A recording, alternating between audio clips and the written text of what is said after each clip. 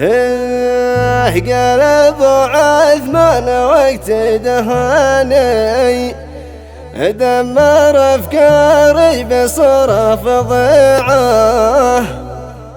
شتت ايامي وسهم رماني وانهدم حيلي وعيني دميعه.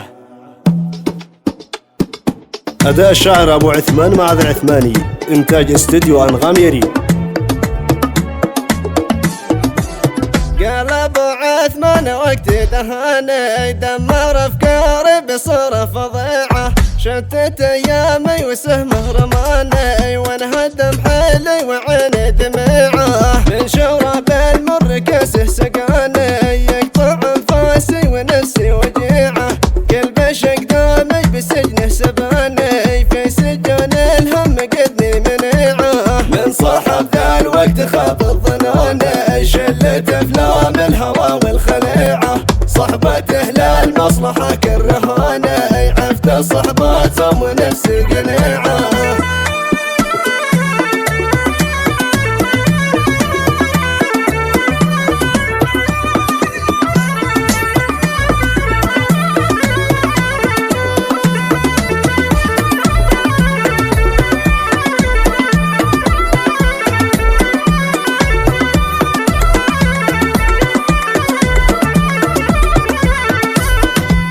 من سمع ما قد نطق به لساني حلل ابياتي بدقه سريعه اصحاب الوافي وسب الجباني واجعل الصحبه بافضل طبيعه فالصدقه كنز سعره ثميني والاخوه ما تجيب الخدمه